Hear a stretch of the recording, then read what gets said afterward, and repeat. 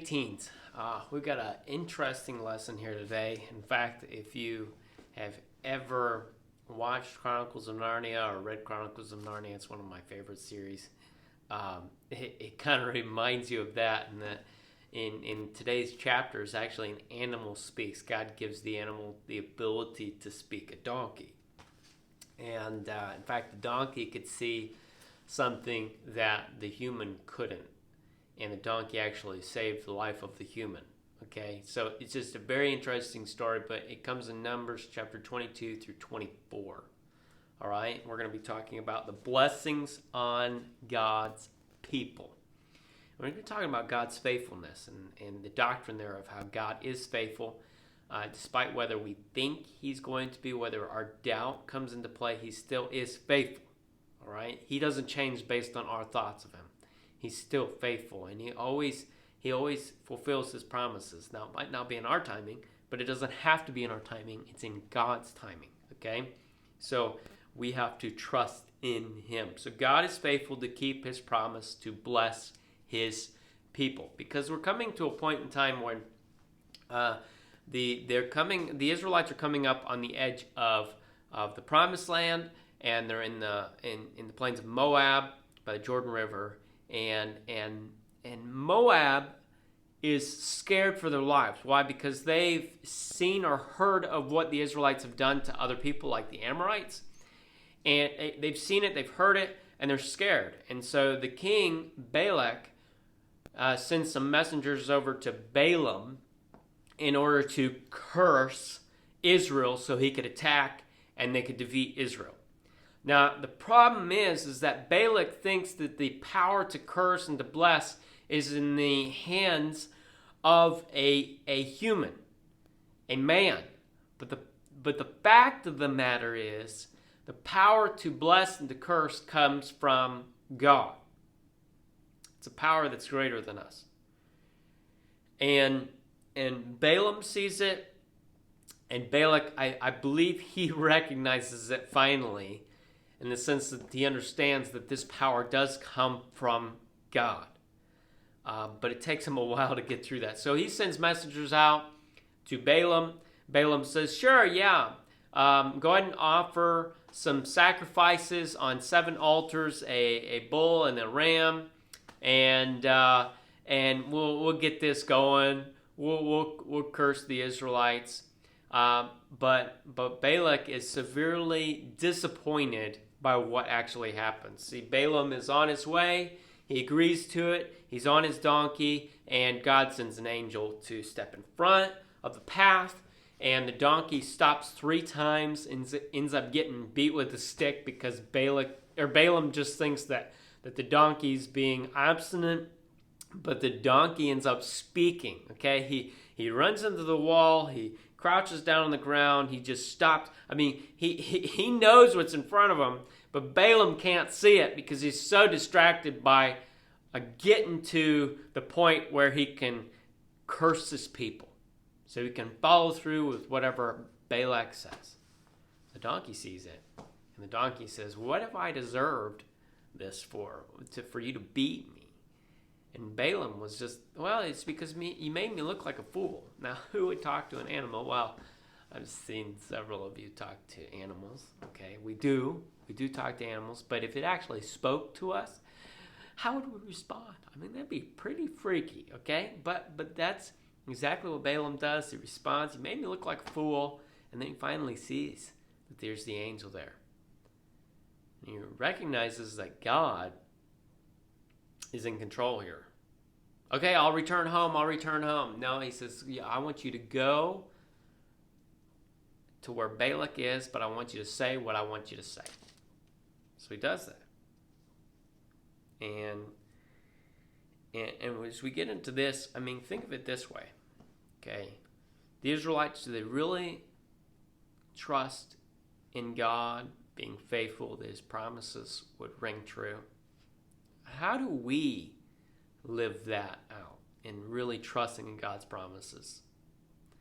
You know, there was a Native American chief called Crowfoot, and he gave the Canadian Pacific Railroad the permission to build a railway through his land. And in return for this, the railroad gave him a lifetime pass to be able to actually ride their train whenever he wanted for free. So he puts this pass in a leather case and he puts it around his neck, hangs it around his neck. And the fact that happens afterwards is this. Crowfoot never used this pass. He just worn it as like an ornament.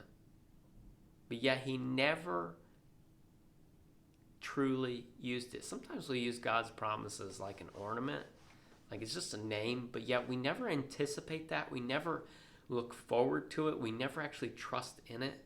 It's just there. It's just there. Do you treat God's promises like that? See, Israel sometimes did. In fact, they would turn around and just start complaining, grumbling, never really truly trusting in God. Do we do that? What are some of the reasons that you struggle to live under the reality of God's promises? It's a good question. Something you need to answer for yourself. We get over in Numbers chapter 23 and verses 19 through 23. And it says there, God is not a man that he should lie. God doesn't lie. Neither the Son of Man that he should repent. Hath he said, and shall he not do it? Or hath he spoken, and shall he not make it good? So if he speaks, it's going to happen. Behold, I have received commandments to bless, and he hath blessed, and I cannot reverse it. He hath not beheld iniquity in Jacob, neither hath he seen perverseness in Israel. The Lord is his God is with him, and the shout of the king is among them. God brought them out of Egypt, and he hath as it were the strength of a unicorn. Surely there is no enchantment against Jacob, neither is there any divination against Israel. According to this time it shall be said of Jacob and of Israel, what hath God wrought? What's going on here? He's understanding that God cannot lie, and God's already made the promise that he's just going to bless Israel. He's not going to curse through Balak to defeat them. He's not going to make this happen. And Balaam recognizes that. And instead of actually cursing Israel, he ends up blessing them 3 times. Blesses them. Balak is angry, wants to send them home. But he gives them this prophecy. He gives them this prophecy in Numbers chapter 24 and verse 17 through 19. And it talks there and says, I shall see him, but not now. I shall behold him, but not nigh. There shall come a star out of Jacob, and a scepter shall rise out of Israel, and shall smite the corners of Moab, and destroy all the children of Sheth. And Edom shall be a possession. Seir also shall be a possession for his enemies, and Israel shall do valiantly.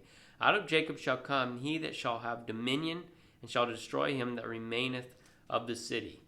See, King David came and did some conquering. But ultimately, what it's looking forward to is Jesus. Jesus providing deliverance. There will be Jesus, the Messiah, coming through Israel. If Israel was destroyed right now, then that wouldn't happen. The promises had to be fulfilled. And so as we're looking at this and seeing what God is actually doing, he's just showing his power even more and saying, hey, listen, my promises are going to happen, whether you like it or not, Balak. And Balaam ends up blessing the people. So how does it feel to know that God is for his children rather than against them? And it's something that we could rest in, that we could be assured of. But how much are you actually trusting in that? Or are you just like Crowfoot, who just wears it like an ornament around the neck? How much you actually living that belief out? I hope this really made sense to you today. And in fact, it's interesting just what God uses, even in a donkey, in this story to show himself mighty. But yet, God's faithfulness rings true all throughout to the degree that he states it. All right? Have faith that God's promises will ring true. Talk to you later.